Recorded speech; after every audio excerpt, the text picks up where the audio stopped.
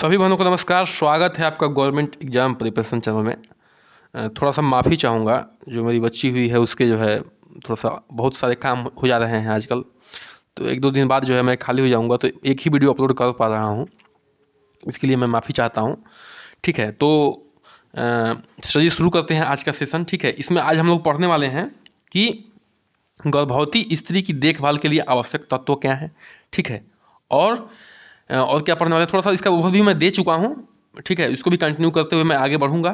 फिर पढ़ेंगे हम लोग कि गर्भावस्था में वस्त्रों का चुनाव कैसे करें और वस्त्रों से क्या क्या प्रभाव पड़ता है। ठीक है, वस्त्रों का चुनाव अगर सही ना हो गर्भावस्था के दौरान तो उससे जो है क्या क्या प्रभाव पड़ता है, तो वस्त्रों को देखेंगे। गर्भकालीन विकास की अवस्थाएं, ठीक है, गर्भकाल में बच्चे का विकास कैसे होता है, पूरा एकदम सचित्र पढ़ेंगे, चित्र के माध्यम से पढ़ेंगे। ठीक है, हालांकि बुक में कुछ दिया नहीं हुआ है ऐसे मामले में, लेकिन जब तक उस चित्र को आप लोग देखेंगी नहीं तब तक जो है आपके दिमाग में जो है पूरी तरह से जो है क्लियरिटी नहीं आएगी। एक देखना और एक अनुभव करना दोनों अंतर होता है। तो जो है हम लोग क्या करेंगे, देखते हुए आगे बढ़ेंगे चित्र को। ठीक है, तो फिलहाल जो है हम शुरू करने जा रहे हैं गर्भवती स्त्री की देखभाल के लिए आवश्यक तत्व। अब देखिए, स्त्री जब गर्भवती है तो देखभाल तो करना ही पड़ेगा। ठीक है, और उसमें क्या क्या मेन आवश्यक तत्व हैं उस चीज़ों को हम लोग को आज देखना है। ठीक है, चलिए, गर्भवती स्त्री की देखभाल के लिए निम्नलिखित बातों को ध्यान में रखना आवश्यक है। क्या है? डॉक्टरी परीक्षण। इसको थोड़ा सा बताए थे, लेकिन थोड़ा सा ओवरव्यू देते हैं। गर्भावस्था के प्रारंभ में मातृ कल्याण केंद्र जाकर चिकित्सक से क्या करना चाहिए, जांच कराना आवश्यक होता है। क्या होता है? चिकित्सक से जांच कराना आवश्यक होता है। मासिक धर्म न होने के बाद 1-2 माह में चिकित्सक से प्रथम जांच अत्यंत आवश्यक होता है। क्या होता है कि अगर मासिक धर्म नहीं आता है तो 1-2 माह में, मतलब 1-2 महीने के अंदर जो है पहला जांच जो है जरूर करवा लेना चाहिए। यदि किसी विशेष जांच की आवश्यकता हो तो डॉक्टर की सलाह भी ली जा सकती है। अगर कोई विशेष जांच की आवश्यकता है, बताए थे कि हर जो है महिला का शरीर का बनावट अलग है, शरीर की परेशानी अलग है। अगर बैकग्राउंड में देखा जाए तो उसकी जो है हो सकता है अलग अलग रोग भी रहा हो, तो उसके हिसाब से जो है डॉक्टर क्या लिखता है, अपनी अपनी जांच को लिखते हैं और डॉक्टर के हिसाब से ही चलना चाहिए। ठीक है, चलिए आगे बढ़ते हैं। आहार तो जानना बहुत ज़रूरी है। आहार के बारे में, क्योंकि आहार जो है एक सामान्य महिला से गर्भवती महिला का आहार बिल्कुल भिन्न है। ठीक है, और बिल्कुल क्या है, एकदम स्पेसिफिक है कि आपको जो है कैसे और किस तरह से आगे अपने डाइट को मेंटेन रखना है। गर्भावस्था में स्त्री के उत्तम स्वास्थ्य को बनाए रखने के लिए गर्भस्थ तथा गर्भस्थ का उचित विकास के लिए, मतलब कि उस महिला के स्वास्थ्य को बनाए रखने के लिए और जो बच्चा पल रहा है अंदर उसके विकास के लिए पोषण आहार से ही प्राप्त होता है। कहाँ से प्राप्त होता है पोषण आहार? जो माता जी भोजन लेती हैं, माँ भोजन लेती है, उससे प्राप्त होता है। भ्रूण का विकास तीव्र गति से होता है। इस कारण जो है गर्भवती की पोषण तत्वों में की आवश्यकता बढ़ जाती है। भ्रूण की क्या होती है, विकास जो है बहुत तेजी से होता है, तीव्र गति से होता है, इसलिए गर्भवती महिला का क्या होता है, पोषक तत्वों की आवश्यकता जो है बढ़ जाती है, क्योंकि उसे खुद तो पोषित करना ही करना है, माँ को खुद को तो पोषित करना ही करना है और बच्चे को भी पोषित करना है। ठीक है, देखिए, माँ तो काम करेगी ही, उसके लिए ऊर्जा चाहिए ही, उसके अंदर जो अनैच्छिक जो है जो क्रियाकलाप चल रहे हैं वो भी उसमें भी ऊर्जा की आवश्यकता होगी। और जो बच्चा पल रहा है, जो जिंदा है, उसको भी पोषण करने के लिए, उसके भी विकास के लिए माँ से ही पोषण जाता है गर्भनाल के द्वारा। ठीक है, इसके अतिरिक्त अन्य कई कारणों से गर्भवती के पोषक तत्वों की आवश्यकता बढ़ जाती है। अन्य कई भी तत्व हो जाते हैं, ठीक है, जिससे पोषक तत्वों की आवश्यकता बढ़ जाती है। क्या? एक तो ब्लड चाहिए बच्चे को, तो आयरन की कमी होने लगती है, तो आयरन की आवश्यकता चाहिए। बोन्स का निर्माण होता है, हड्डियों का निर्माण होता है बच्चे का, तो कैल्शियम माँ से लेता है, तो कैल्शियम की जो है आवश्यकता बढ़ जाती है। ठीक है, मतलब आयरन, Fe और Ca, कैल्शियम की आवश्यकता बढ़ जाती है माँ को। ठीक है, और एक्स्ट्रा ऊर्जा भी चाहिए। ठीक है, एक्स्ट्रा ऊर्जा भी कैलोरी भी चाहिए। क्यों? क्योंकि बच्चे के अंदर भी तो क्रियाकलाप चल रहा है, उसका हार्टबीट चल रहा है, फेफड़ा का काम चल रहा है, शरीर में जो है खून बह रहा है। ठीक है, तो बहुत ही कॉम्प्लिकेटेड मामला हो जाता है, और इसके वजह से जो है विशेष आहार की आवश्यकता होती है गर्भवती माँ को। ठीक है, चलिए गर्भावस्था में पौष्टिक तत्वों की आवश्यकता, इसको हम लोग देखने से पहले कुछ महत्वपूर्ण तत्व देख लेते हैं। ठीक है, चलिए कुछ महत्वपूर्ण तत्व में ये बहुत ही महत्वपूर्ण तत्व है जिसको हम लोग एक तरह से क्या कर रहे हैं, रिवीजन कर रहे हैं। लौह लवण की कमी से गर्भावस्था में महिलाओं को एनीमिया नामक रोग हो जाता है, इसलिए जो है डॉक्टर के पास जाएंगे तो आयरन की गोली देता है। ठीक है, इतना बात एक एक चीज़ को बता दूंगा जो इंपॉर्टेंट है कि आपको एकदम नींद में भी याद आएगा। मैं बताया ना कि अगर कहीं गलती से कट गया तो खून नहीं, यही सब ज्ञान बहेगा, बस रिवीजन पर ध्यान दीजिए आप लोग। ठीक है, तो लौह लवण की जो है कमी हो जाने से क्या होता है, महिलाओं में एनीमिया की शिकायत आ जाती है। और एक और क्वेश्चन भी आता है कि आयरन कमी से कौन सा रोग होता है, तो एनीमिया होता है। सीधी सी बात है, इससे 2 प्रश्न बन गए। लौह लवण जो है मांस से मिलता है, मछली से मिलता है, अंडा से मिलता है, दाल से मिलता है, हरी सब्जियों से प्राप्त होता है। ठीक है, गर्भनाल के द्वारा भ्रूण को माता के रक्त से पोषण मिलता है। गर्भनाल के द्वारा किसको, भ्रूण को, माना जो बच्चा पल रहा है अंदर, उसको माँ से रक्त के द्वारा पोषण मिलता है। गर्भनाल ही बच्चे को माता से जोड़ने का काम करता है। गर्भनाल क्या करता है, बच्चे को माँ से जोड़ने का काम करता है। आप लोग जो है चित्र में देख चुके हैं इस चीज़ को। माता जो कुछ भी खाती है गर्भनाल के माध्यम से उसका पोषण जो है बच्चे को मिलता है। जो कुछ भी माँ खा रही है, ठीक है, जो कुछ भी माँ खा रही है गर्भनाल के द्वारा जो पोषण, अंत में जो पोषण बनता है वो जो है बच्चे को गर्भनाल के द्वारा पहुंचा दिया जाता है। और बच्चा जो है विकास करता है, मूवमेंट करता है, और 9 महीने बाद जो है पृथ्वी पर अपना पैर रखता है, मतलब कि इस वातावरण से, नए वातावरण से रूबरू होता है। चलिए आगे बढ़ते हैं। तो हम लोग क्या देख रहे थे कि गर्भावस्था में पौष्टिक तत्वों की आवश्यकता, तो आप कैलोरी को देखते हैं। ठीक है, कैलोरी को देख रहे हैं, वो तो कुछ महत्वपूर्ण पॉइंट थे। इस अवस्था में शरीर में प्रोटीन व वसा की मात्रा बढ़ने तथा आधारीय उपाचय में वृद्धि होने के कारण ऊर्जा की आवश्यकता में वृद्धि हो जाती है। देखिए ऊर्जा की आवश्यकता होती है, क्यों? क्योंकि इस अवस्था में प्रोटीन तथा वसा की मात्रा बढ़ने तथा आधारीय उपाचय की वृद्धि के कारण ऊर्जा की आवश्यकता बढ़ती है। इसमें वसा भी ज़्यादा चाहिए, प्रोटीन भी चाहिए। क्यों? क्योंकि जो है अपने शरीर का देखभाल तो करना ही करना है, बच्चे का भी देखभाल करना है। भ्रूण की वृद्धि व विकास के लिए भी ऊष्मा की आवश्यकता होती है।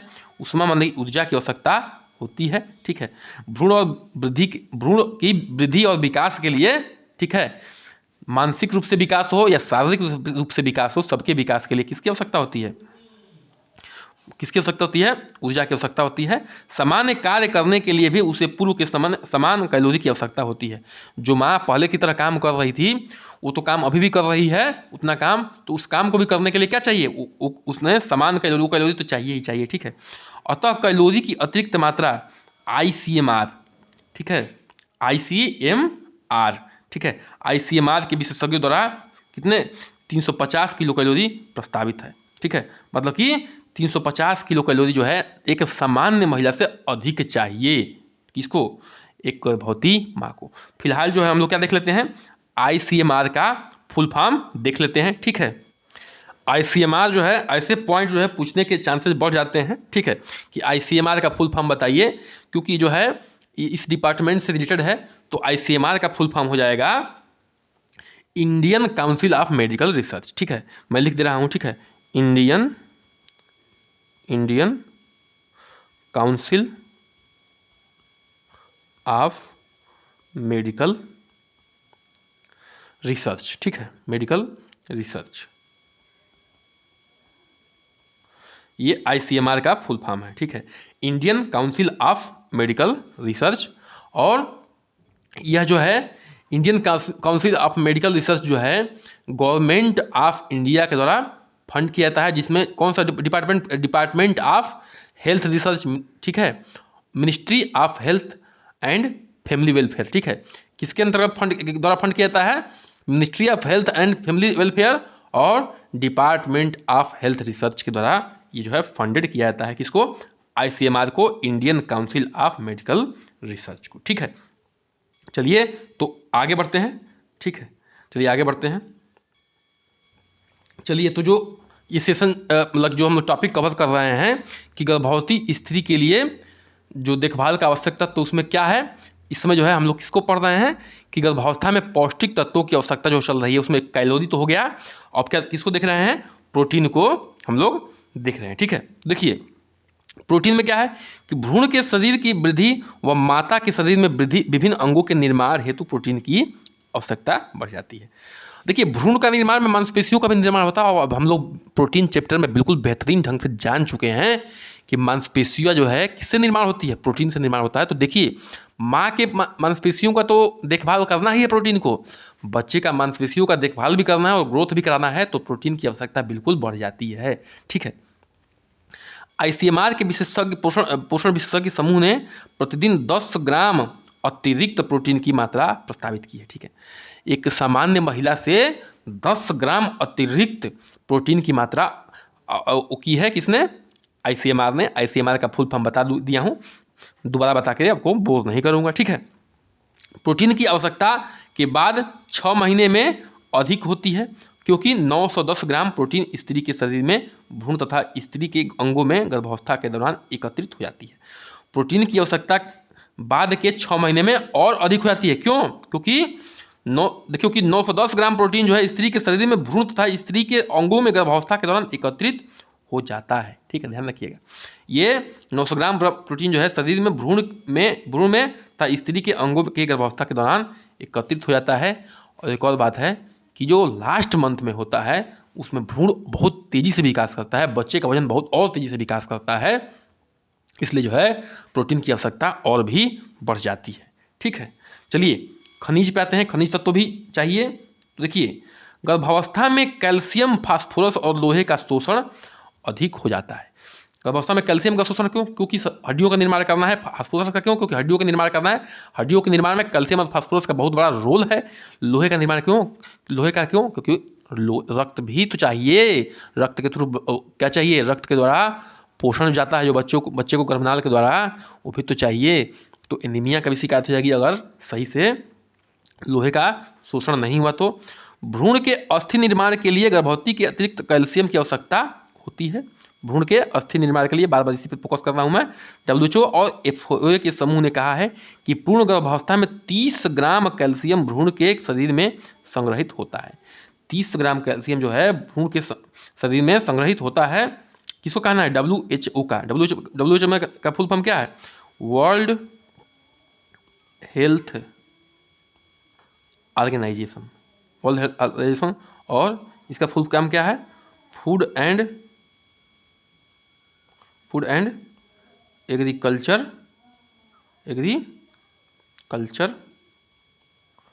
ऑर्गेनाइजेशन। ठीक है, WHO का फुल फॉर्म क्या है? वर्ल्ड हेल्थ ऑर्गेनाइजेशन, और FAO का फुल फॉर्म क्या है? Food and agriculture organization. ठीक है, तो देख लीजिए यहाँ पे कि 30 ग्राम जो है कैल्शियम भ्रूण के शरीर में संग्रहित हो जाता है। इसके लिए 500 से 600 मिलीग्राम अतिरिक्त कैल्शियम की आवश्यकता होती है।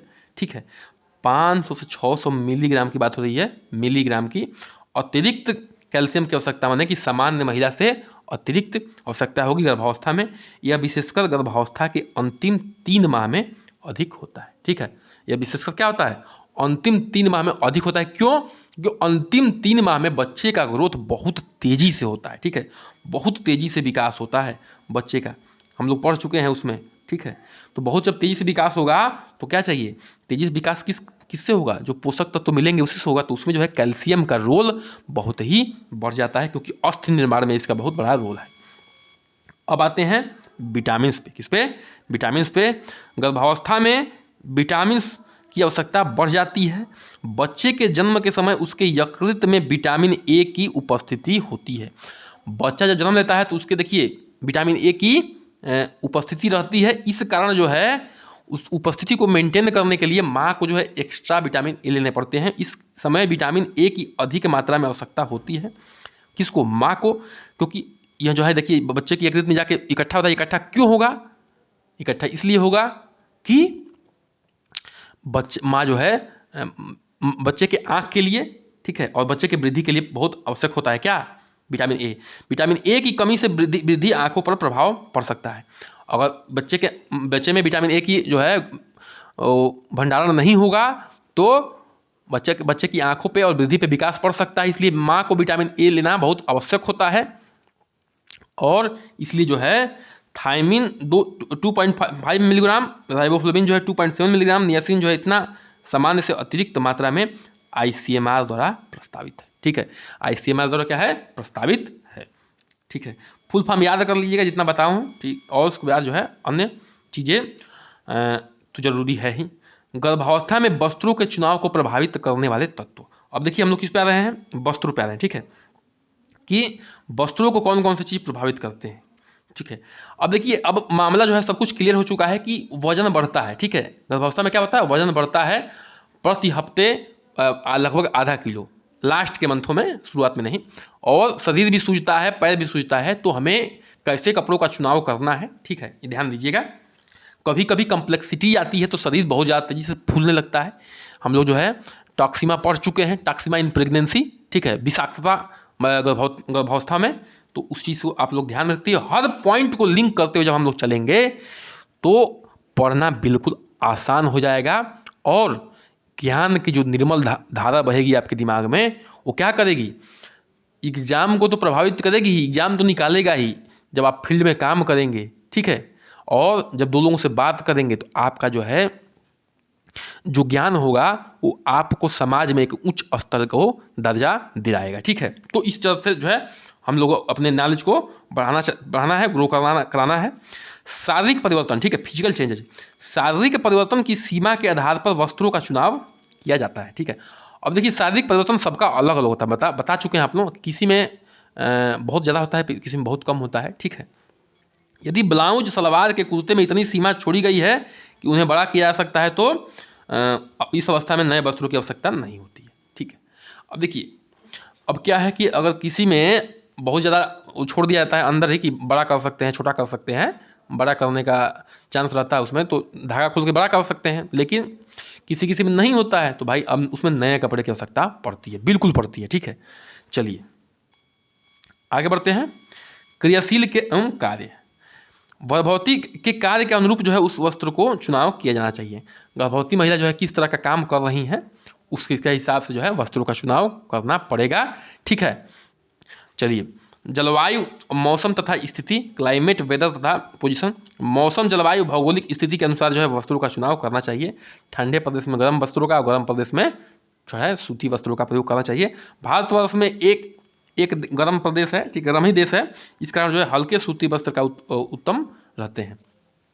थोड़ा देखिए इसमें ढीला ढाला कपड़ा भी पहनना चाहिए, बहुत टाइट नहीं, इरिटेशन नहीं होना चाहिए दिमाग में। और थोड़ा सा उसमें लुक भी आता है कि भाई दूर से लोगों को दिखे ना, कहने का मतलब थोड़ा शर्म भी आती है नई नई महिलाओं को कि भाई वह प्रेगनेंट है, तो कहने का मतलब है कि थोड़ा कपड़ा ढीला ढाला होना चाहिए और टाइट नहीं होना चाहिए, ताकि जो है आपको इरिटेशन पैदा ना हो, आपको समस्या ना हो और बच्चे को भी समस्या ना हो। ठीक है, जब आपको समस्या होगी, सीधी सी बात है, जब माँ को समस्या होगी तो बच्चे को समस्या बिल्कुल होगी। ठीक है, ये ध्यान रखिएगा, चाहे किसी रूप से, शारीरिक रूप से हो और चाहे मानसिक रूप से हो। व्यय, स्पेंडिंग मतलब खर्च, गर्भावस्था के समय वस्त्रों पर होने वाला व्यय जो है सर्वाधिक होता है। व्यय बढ़ जाता है क्योंकि कपड़े जो है छोटे होने लगते हैं, शरीर के बढ़ने से कपड़े जो है छोटे होने लगते हैं। थोड़े समय के लिए वस्त्रों पर कितना व्यय किया जाए, यह जो है एक विचारणीय प्रश्न है। बहुत कम समय, 3-4 महीने लास्ट का जो स्टेज होता है उसमें जो है बहुत कपड़े छोटे होने लगते हैं, पेट जो है थोड़ा सा बाहर आने लगता है, तो कपड़े छोटे होने लगते हैं।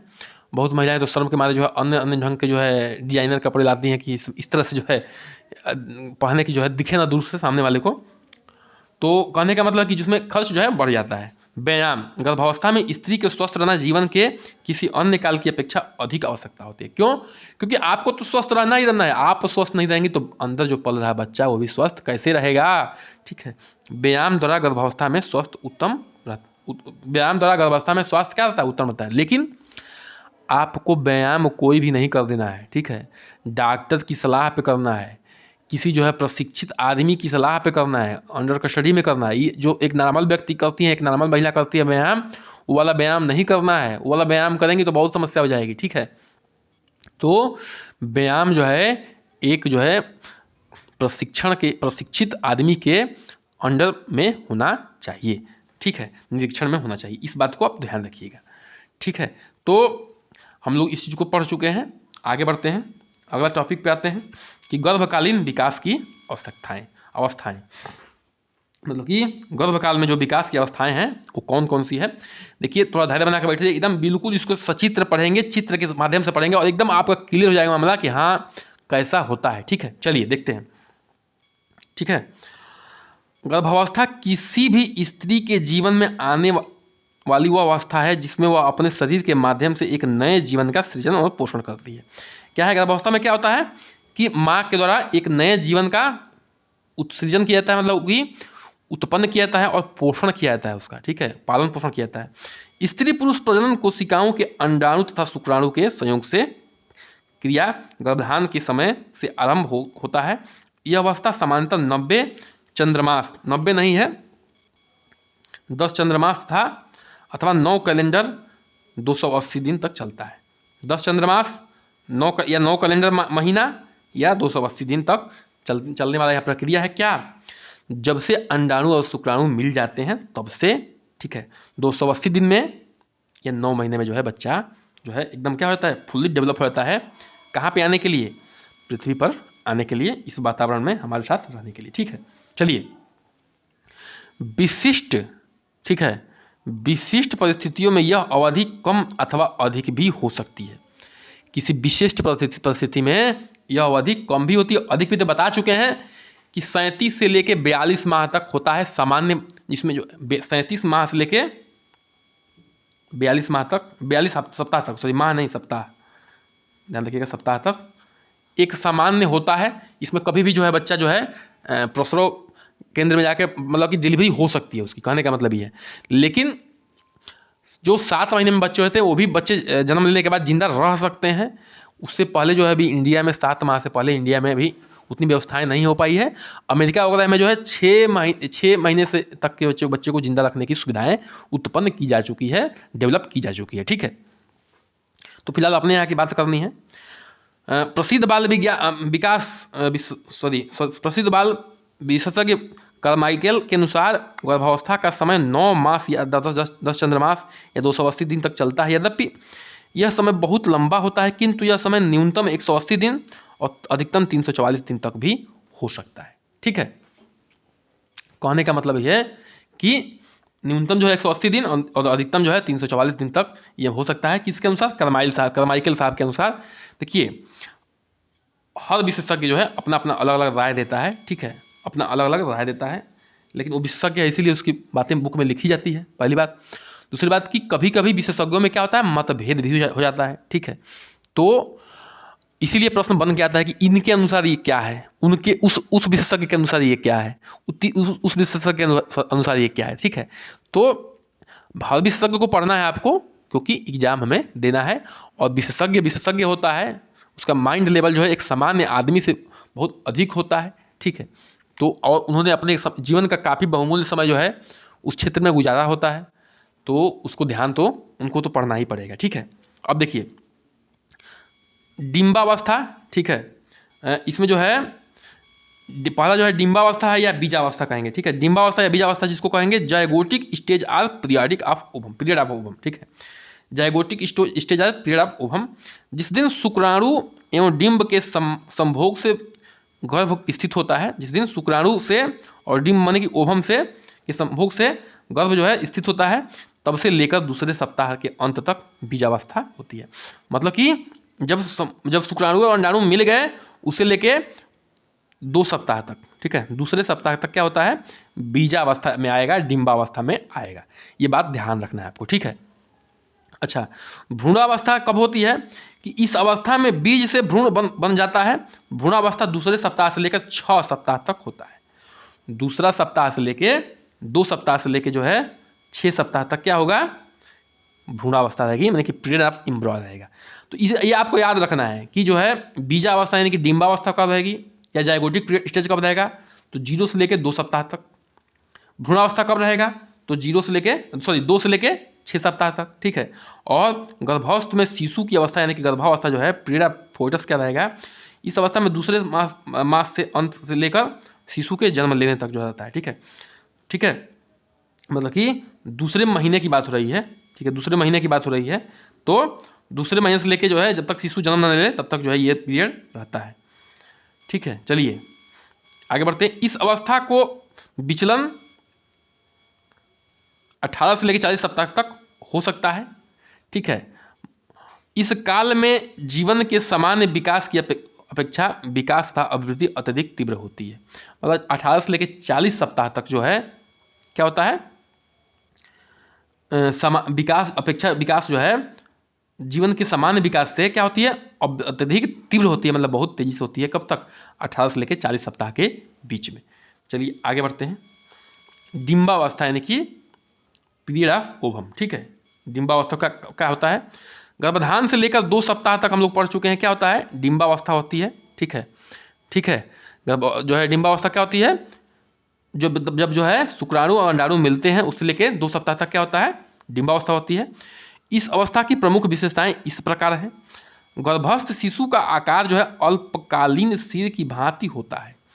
अल्पकालीन अल्पकालीन कर रहे हैं। अल्पिन मतलब देखिए ना, पिन, उसके सिर की भांति होती है शिशु का। देखिए कितना छोटा होता है जो शिशु, गर्भस्थ शिशु होता है, जो लगभग ऐसे होगा, ठीक है। मतलब जो गर्भस्थ शिशु होगा का आकार होगा अल्पिन के सिर की भांति होती है तथा लगभग वैसे ही रहता है, कोई परिवर्तन नहीं आता, क्योंकि इसे किसी भी साधन से पोषण मिलने की कोई रास्ता नहीं होता है। केवल अंडाणु के योग से यह जीवित रहने के लिए पोषण प्राप्त करता है। यह अंडाणु के योग से जीवित रहता है, ध्यान रखिएगा, अंडाणु के योग से जीवित रहता है। इस समय कब से कब तक? डिंबावस्था में, मतलब कि 0 से लेके कब? 0 से लेके 2 सप्ताह तक, ठीक है। अंडाणु के योग से जिंदा रहता है। उसके बाद जो है किसका विकास होता है? धीरे धीरे गर्भनाल का विकास होता है। अब आते हैं प्रथम माह में। अब हम लोग जो है यहाँ से पढ़ने वाले हैं, क्या पढ़ने वाले हैं? महीना वाइज। क्या है? महीना वाइज, मतलब कि माह वाइज, माह कहिए, महीना कहिए, कि बच्चे का विकास कैसे होता है, क्या क्या होता है। बिल्कुल सचित्र पढ़ेंगे, धैर्य बना कर बैठे रहिए, एकदम चित्र के माध्यम से पढ़ेंगे और एकदम क्लियरिटी आ जाएगी दिमाग में कि बच्चे का निर्माण जो है हर महीने किस तरह से होता है, क्या क्या उसमें डेवलपमेंट होता है, कौन कौन से महीने में, ठीक है। तो चलिए शुरू करते हैं। हम लोग पहले प्रथम माह का जो है हम लोग क्या देख लेते हैं, चित्र देख लेते हैं, ठीक है।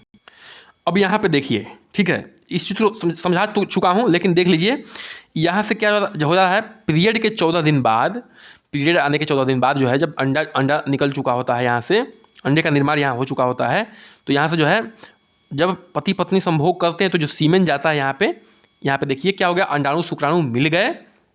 उसके बाद क्या होता है, मिलने के बाद कुछ दिनों बाद जो है संकुचन द्वारा ये क्या होता है, यहाँ पे आ जाता है, और यहाँ पे आके क्या होता है, चिपक जाता है, ठीक है। चिपकने के बाद जो है वही जो कह रहे हैं डिंबावस्था, वो रहता है 2 सप्ताह तक। उसके बाद क्या होगा, छोटे छोटे गड्ढे जो है भ्रूण की गर्भावस्था के दीवार पर बनाए रखते हैं। गर्भनाल का विकास तो अब उसके बाद जो है प्रारंभ होता है, ठीक है। और गर्भस्थ भ्रूण इसी गर्भनाल के से ऑक्सीजन और भोजन ग्रहण करता रहता है। किससे? गर्भनाल से। तो यहाँ पे ध्यान रखिए। और देखिए ये भी बताए थे कि शुक्राणु तो अरबों करोड़ों अरबों में जाते हैं यहाँ पे, और इस पे अंडाणु पे अटैक का मतलब कि मिलने के लिए, और बहुत तेजी से ग्रोथ कर जाते हैं। मतलब इनमें क्या होता है, एक तरह से कंपटीशन होता है। एक पुरुष में करोड़ों अरबों जो है, एक स्वस्थ पुरुष की बात हो रही है, करोड़ों अरबों जो है स्पर्म होते हैं जो आगे बढ़ते हैं किससे? एक अंडाणु से मिलने के लिए। और सिर्फ जो है मात्र एक अंडाणु जो है जाता है अंदर एंट्री मारता है, जो सबसे फिट होता है, सबसे पहले पहुंचता है, और इसके न्यूक्लियस से क्या करता है, मिल जाता है। मिल के क्या निषेचन करता है, फर्टिलाइजेशन की क्रिया करता है और बच्चे का निर्माण करता है। उसके बाद जो है यहाँ से जो है ये नीचे आके यहाँ पे चिपकने का काम होता है।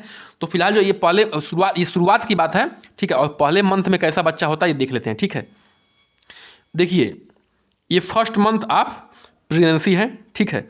इसमें क्या दिख रहा है, बच्चा कैसा दिख रहा है? देखिए फर्स्ट मंथ ऑफ प्रेगनेंसी है, इसमें बच्चा जो है आपको कैसा दिख रहा है, एकदम बिल्कुल जो आल्पिन का सिर होता है बिल्कुल वैसा दिख रहा है, ठीक है।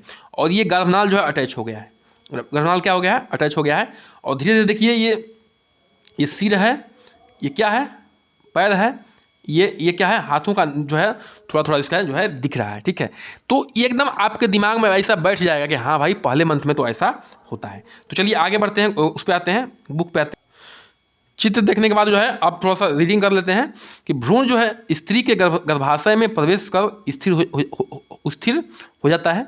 भ्रूण जो है क्या दिखाए थे कि ऊपर से जो नीचे किस तरह से आता है, ठीक है, ऊपर से संकुचन होके जो है निषेचन के बाद भ्रूण जो है नीचे की तरफ आता है और कहाँ आता है, 9वें और 10वें दिन उसकी जो है ऊपरी सुरक्षात्मक परत फटकर अलग हो जाती है।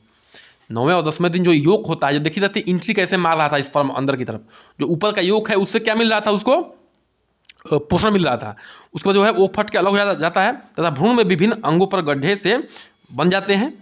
छोटे छोटे गड्ढे भ्रूण को गर्भाशय की दीवार में बनाए रखते हैं, ठीक है। जो छोटे छोटे गड्ढे रहते हैं वो क्या करते हैं, गर्भाशय की दीवार पे चिपकने में, उसमें चिपकने में हेल्प करते हैं। गर्भनाल का विकास प्रारंभ हो जाता है, गर्भनाल दिखा चुका हूँ, विकास प्रारंभ हो जाता है। गर्भस्थ भ्रूण इसी गर्भनाल से ऑक्सीजन और भोजन ग्रहण करता है। इस चीज़ को तो बार बार बता चुका हूँ कि जो भ्रूण होगा क्या करेगा, वो जो है गर्भनाल के द्वारा ही माँ से ऑक्सीजन लेगा और भोजन ग्रहण करेगा, ठीक है। ये मत सोचिएगा कि बच्चा जो अंदर जो है सांस लेता है, सांस नहीं लेता है, उसको ऑक्सीजन भी गर्भनाल के द्वारा ही जाता है, भोजन भी गर्भनाल के द्वारा ही जाता है, ठीक है। चलिए आगे देखते हैं। अब देखिए दूसरे महीने का क्या है, दूसरे महीने का प्रेगनेंसी का स्टेज है, ठीक है। दूसरे महीने का प्रेगनेंसी का स्टेज है। इसमें हाथ जो है थोड़ा सा देखिए वृद्धि कर चुका है, सिर और थोड़ा सा विकास कर चुका है, पैरों का विकास देखिए, पूंछ जो है थोड़ी थोड़ी छोटी हो रही है, ठीक है। पहले पूंछ बहुत बड़ी थी और पूंछ जो है थोड़ी थोड़ी क्या हो रही है, छोटी हो रही है। ये दूसरे मंथ का स्टेज है, दूसरे महीने का स्टेज है। चलिए इसको जो है और देख लेते हैं, बुक के माध्यम से पढ़ लेते हैं इसमें क्या क्या विकास होता है।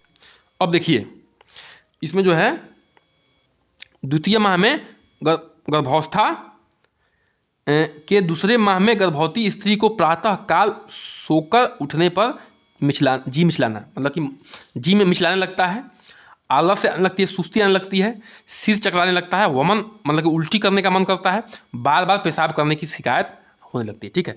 बार बार जो है पेशाब करने की शिकायत होने लगती है। इस माह की शुरुआत तथा गर्भस्थ भ्रूण आधा इंच तक लंबा हो जाता है। आधा इंच, ध्यान रखिएगा, आधा इंच बहुत बड़ा नहीं होता, आधा इंच, ठीक है। कितना बड़ा होता है सोच सकते हैं आप लोग।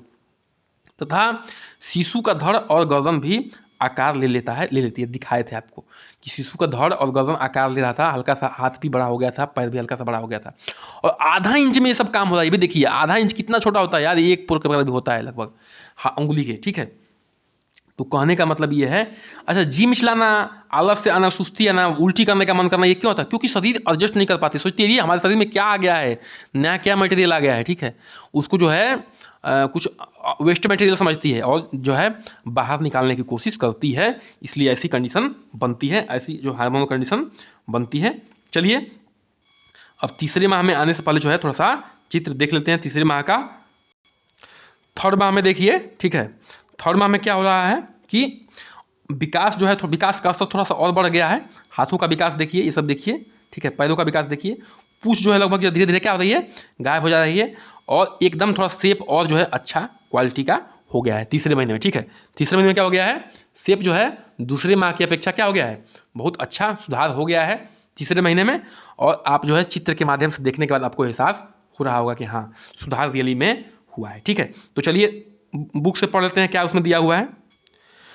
देखिए इस अवस्था में गर्भस्थ भ्रूण लगभग 2 इंच लंबा हो जाता है। कितना होता है अब जो है लंबाई इसकी कितनी होती है, 2 इंच हो जाती है, जिसका भार लगभग जो है 1 आउंस बहुत कम होता है, ठीक है, तक होता है। हाथों पैरों की अंगुलियां भी विकसित हो जाती हैं। देखे थे आप चित्र में कि हाथों पैरों की अंगुली जो है धीरे धीरे विकास कर रही थी, तथा सूक्ष्म भ्रूण में विभिन्न अंगों के स्थान पर गड्ढे से बन जाते हैं, ठीक है। सूक्ष्म भ्रूण में विभिन्न अंगों के स्थान पर गड्ढे से बन जाते हैं। जहाँ जहाँ जो अंगों का निर्माण होता है उस तरह से जो है गड्ढे का निर्माण होना शुरू हो जाता है, ठीक है। चलिए चौथे मास में आते हैं। ये देखिए ये चौथे माह का प्रेगनेंसी का वो है चित्र है। इसमें आप देख सकते हैं, ठीक है, कि पहले की अपेक्षा देखिए अंगुलियां तो और अधिक निर्माण हो गई हैं। हर चीज़ जो है कान का, नाक का शेप जो है आप देख सकते हैं, ठीक है। इसमें जो है क्या है कि थोड़ा थोड़ा उभार आना चालू हो गया है, दिखना चालू हो गया है। तो इस तरह से जो है हम लोग मतलब कि चित्र के माध्यम से एकदम दिमाग में क्लियरिटी बैठ रही है कि हाँ यार भ्रूण का विकास पहले अल्पिन की तरह था, फिर बाद में थोड़ा सा और बदला, फिर थोड़ा सा और बदला, फिर थोड़ा सा देखिए अब जो एकदम पूरा शेप में आ रहा है। देखिए अभी बाल वालों का नामो निशान नहीं है ना, ठीक है। तो इस चीज़ों को इस ध्यान में रखते हुए आगे बढ़ना है, ठीक है। अब देखिए चतुर्थ माह में इस अवस्था में गर्भस्थ भ्रूण जो है 4 इंच लंबा और 4 आउंस भार हो जाता है। 4 इंच लंबा हो जाता है, 4 आउंस क्या होता है, भार हो जाता है। ठीक है, तृतीय महीना में कितना था, 1 ही अंश का था। चतुर्थ मास में 4 अंश का हो गया। ठीक है, देखिए लगभग जो है 4 गुना का विकास हो गया। इस माह के अंत तक शिशु का शरीर सभी अंगों पूर्णतः विकसित हो जाते हैं। शिशु का शरीर के सभी अंग पूर्णतः क्या हो जाते हैं, विकसित हो जाते हैं। देख चुके हैं, पूरा विकसित हो चुके हैं। शिशु की आंखों और शरीर में हलचल भी प्रारंभ हो जाती है। शिशु की आंखों में और शरीर में क्या होती है, धीरे धीरे मूवमेंट आने लगता है। शिशु शरीर से निकला हुआ दूषित पदार्थ, शिशु के शरीर से निकला हुआ दूषित पदार्थ जो है सुरक्षात्मक थैली में स्थित तरल द्रव में बनते रहते हैं। आप जो है सुरक्षात्मक थैली में उसको देखे होंगे कि जो है शिशु कहाँ तैरता है, उस तरल द्रव में तैरता रहता है। तो उसके जो शरीर से निकलता है उसमें तरल द्रव में दिखेगा आपको। ठीक है, इस समय तक बच्चा हिलना डुलना भी प्रारंभ कर देता है, जिससे माता स्वयं भी महसूस कर सकती है। इसमें जो है मूवमेंट चौथे महीने से बच्चे में आ जाता है और उस मूवमेंट के माध्यम से मतलब कि माँ भी उसको फील कर सकती है कि हाँ जो है बच्चे में क्या आ चुका है, मूवमेंट आ चुका है। ठीक है, चलिए 5वें महीने पे आते हैं। अब देखिए ये जो है चित्र 5वें महीने का है। हर चीज़ तो लगभग पूर्ण रूप से डेवलप हो चुका है, लेकिन इस महीने में जो मांसपेशियाँ होती हैं 5वें महीने में, मुख्य रूप से मांसपेशियाँ जो है पूर्ण रूप से क्या होती हैं, विकास कर जाती हैं 5वें महीने में। ठीक है, तो ये 5वें महीने का स्टेज है, चित्र के माध्यम से देख सकती हैं। ठीक है, चलिए आते हैं बुक पे आते हैं। तो देखिए ठीक है, इस माह में गर्भस्थ शिशु का भार जो है लगभग आधा किलोग्राम यानी कि 1 पाउंड तक हो जाता है। ठीक है, 1 पाउंड लगभग आधा किलो यानी कि 5400 होता है, 5400 ग्राम होता है, तो लगभग आधा किलो होता है। ठीक है, इसके हृदय की धड़कनों तथा स्टेथोस्कोपी द्वारा स्पष्ट गिना और सुना जा सकता है। इस महीने में स्टेथोस्कोप द्वारा हृदय की धड़कन को स्पष्ट रूप से सुना और गिना जा सकता है। ठीक है, लड़कों की धड़कन की गति जो है लड़कियों की तुलना में कुछ कम होता है। मतलब लड़कों की जो गति होती है धड़कन की, लड़कियों की तुलना में क्या होती है, कम होती है। इस माह में शिशु की मांसपेशियां पूर्ण रूप से विकसित और सक्रिय हो जाती है। बताया ना कि 5वें महीने में क्या होता है, मांसपेशियां जो है लगभग पूर्ण रूप से क्या होती है, सक्रिय और विकसित हो जाती है। यह सभी गतिविधियां गर्भवती जो है विश्राम अवस्था में स्वयं को महसूस कर सकती है। मतलब गर्भवती महिला जो है स्वयं को विश्राम जब करेगी तो उस अवस्था में क्या कर सकती है, इस चीज़ को फील कर सकती है कि हाँ जो है मूवमेंट हो रहा है। ठीक है, चलिए आगे बढ़ते हैं। देखिए इस महीने में मुख्यतः क्या होता है 6वें महीने में, ठीक है, कि जो बच्चे की जो निचली परत है, मांसपेशिया की निचली वसा की जो परत होती है, वसा की परत, उसका जो है वसा की परत जो चमड़े के नीचे की होती है, उसका मुख्य रूप से क्या होता है, विकास होता है। ठीक है, वसा के जो परत होती है चमड़े के नीचे होती है, मुख्यतः उसका विकास होता है। और शरीर पे जो रोम होते हैं ना, उसका भी धीरे धीरे आना शुरुआत हो जाती है, मतलब लगभग आ जाते हैं। ठीक है, कहने का मतलब ये है। तो मुख्यतः इस चीज़ का विकास इसमें होता है। चलिए बुक से पढ़ लेते हैं थोड़ा बहुत। अब देखिए इस अवस्था में शिशु जो है 6वें महीने में की बात हो रही है, 1-2 पाउंड वजनी तथा लगभग जो है 14 इंच लंबा हो जाता है। ठीक है, कितना होता है, 14 इंच लंबा हो जाता है। इसकी ऊपरी त्वचा के नीचे की वसा की तह जो है जमने लगती है, मतलब उसका जो है वसा जो नीचे होता है चमड़े के नीचे, उसका डेवलपमेंट होने लगता है तथा त्वचा कोमल रोए से ढकी रहती है। ठीक है, कोमल रोए से जो है त्वचा मतलब कि रोए निकलने लगते हैं, मतलब रोए का डेवलपमेंट होने लगता है। यदि 6वें माह में ये किसी कारणवश शिशु का जन्म हो जाता है तब वह केवल मात्र कुछ घंटों तक जीवित रह पाता है।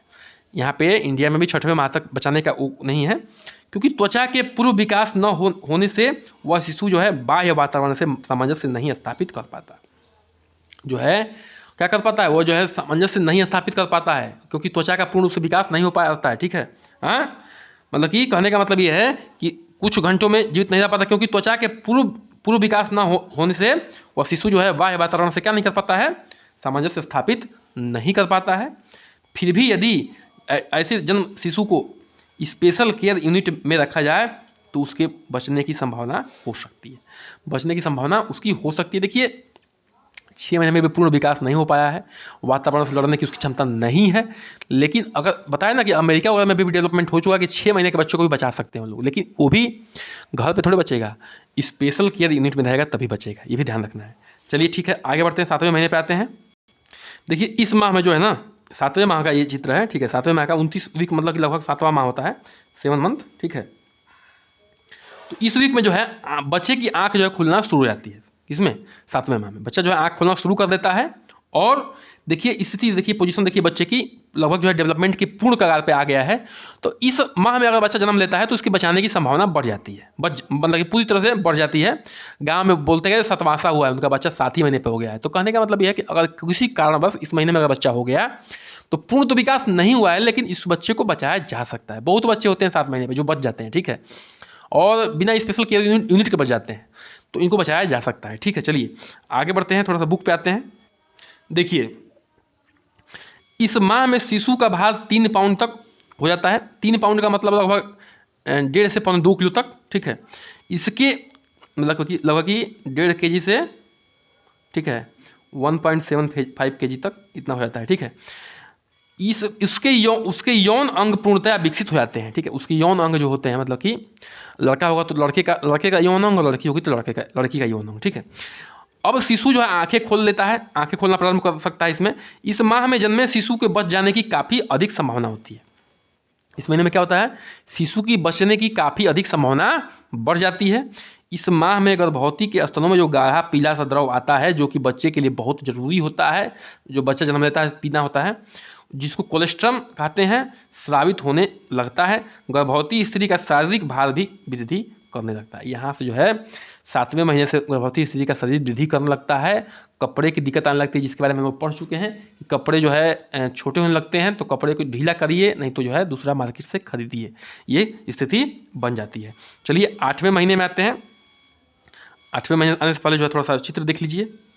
जो इस अवस्था में मुख्य रूप से काम क्या होता है कि जो पूरी अस्थियां होती हैं, सारे बोन्स लगभग जो है इसमें पूर्ण रूप से डेवलप हो जाते हैं। सारी जो है हड्डियां होती हैं, बच्चे की हड्डियां 8वें महीने में, ठीक है, 8वें महीने में लगभग पूर्ण रूप से क्या होती है, विकास कर जाती हैं, ठीक है। और इसमें जो है गर्भावस्था में जो माँ का गर्भ होता है थोड़ा छोटा पड़ने लगता है, क्योंकि बच्चा जो है काफ़ी हद तक विकास कर चुका होता है, ठीक है। तो मूवमेंट तो पता चलता है, काफ़ी मूवमेंट पता चलता है इसमें, क्योंकि बच्चा पूर्ण डेवलप होता है, फिर भी थोड़ा स्पेस रहता है। लेकिन और बच्चे का भार लगभग जो है कितना हो जाता है, लगभग जो है 2 से 2.5 kg तक हो जाता है, ठीक है। चलिए इसको देख लेते हैं बुक से। ये देखिए, ठीक है, इस अवस्था में शिशु का शारीरिक भार की वृद्धि करने लगता है, शारीरिक भार की वृद्धि होने लगती है 8वें महीने में। शरीर का भार लगभग जो है 4 से 6 पाउंड तक हो जाता है, माने कि 2 kg से लगभग 2.5 kg तक। उसकी त्वचा जो है कि नीचे की वसा की काफ़ी मात्रा में जम जाती है। देखिए जो है हम लोग 7वें माह से पढ़ रहे थे कि 7वें माह में त्वचा में जमना शुरू होता है, लेकिन 6वें माह से पढ़ रहे थे, इसमें जो है काफ़ी हद तक जम जाती है, ठीक है। जबकि उसकी ऊपरी त्वचा जो है लाल झुर्रीदार सी हो जाती है, ठीक है। अभी लाल झुर्रीदार ही रहती है, ठीक है, पूर्ण रूप से अभी कलर पे नहीं आई होती है उसकी त्वचा। आगे बढ़ते हैं। उसकी सभी अस्थियों का विकास हो जाता है, ठीक है, तथा शिशु के लिए माता का गर्भाशय छोटा पड़ने लगता है। शिशु जो है काफ़ी विकास कर लेता है, तो इसके माता का जो गर्भाशय क्या पड़ने लगता है, छोटा पड़ने लगता है। इस अवस्था में जब कभी गर्भवती स्त्री विश्राम करती है, तब गर्भस्थ शिशु का हलचल उसे विशेष रूप से परेशान करने लगता है। जो है रात का नींद आराम करने लगते हैं, क्योंकि अभी तो जगह आती है, बहुत ज़्यादा मूवमेंट होता है, ठीक है।